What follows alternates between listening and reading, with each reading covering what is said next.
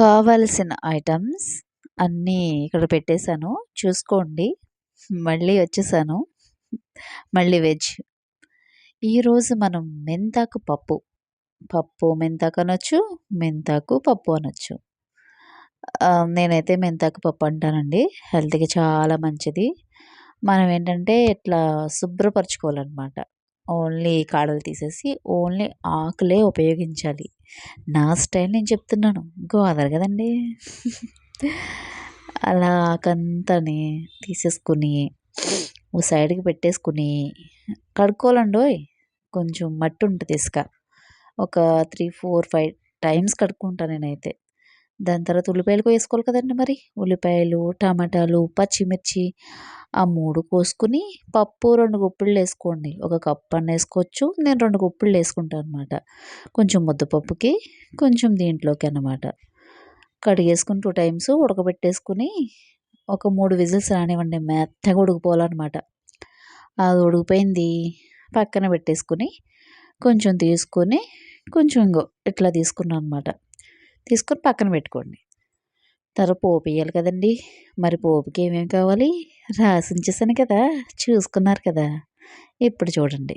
అది కళాయి పెట్టి ఏదోటి అంటారండి గిన్నెని, మూకుడని, కళాయిని ఏదోటి పెట్టి నూనేసుకొని, జీలకర్రేసుకొని, పచ్చిమిర్చి, ఎండుమిర్చి, వెల్లుల్లిపాయలు వెయ్యాలనమాట. సారీ పచ్చిమిర్చి కాదు ఎండుమిర్చి ఎయ్యాలనమాట ఫస్టు. బాగా ఎర్రగా తిప్పేసుకోవాలనమాట మరి. తిప్పేసుకోండే.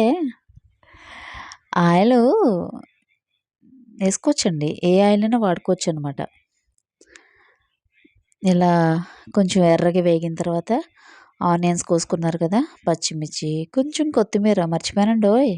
కొత్తిమీర ఏసుకోండి. బావుంటది. చాలా రుచిగా ఉంటది. వేసుకొని తిప్పుకోండి. అలా అవెలా అంటే కొంచెం ఎర్రబడాలనమాట.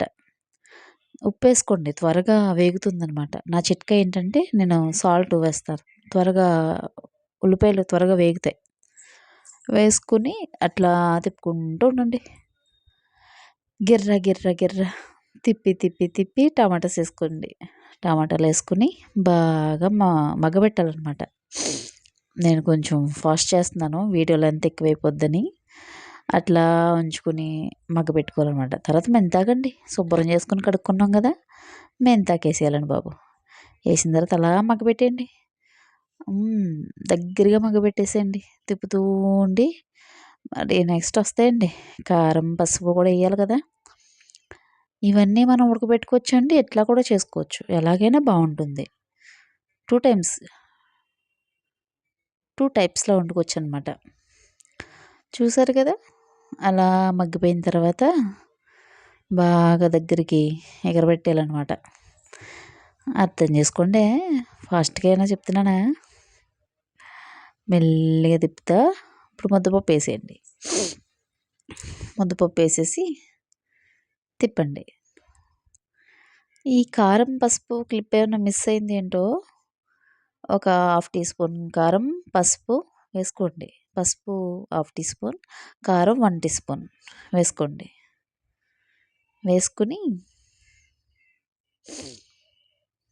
మగ్గబెట్టండి. పప్పు గుత్తితో ఇట్లా అంటూ ఉండండనమాట. ఇలా అంటూ ఉంటుంటే కలిసిపోవాలనమాట. అదిగోండోయ్ వచ్చేసింది. నేను మిస్ అయిందనుకున్నానండి బాబు. వచ్చేసింది. కారం, పసుపు వేసుకొని తిప్పండి. గిర్ర గిర్ర గిర్ర గిర్ర గిర్ర గిర్ర తిప్పేయండి. ఇలా తిప్పేసిన తర్వాత మనం చింతపండు చెప్పాను కదా! అది కొంచెం వేడి నీళ్ళలో నానబెట్టుకోండి. అది కొంచెం ఎక్కువ వేస్తే మళ్ళీ పులుపు ఎక్కువ అవుద్ది కదా! టమాటా ఏసాం కదా!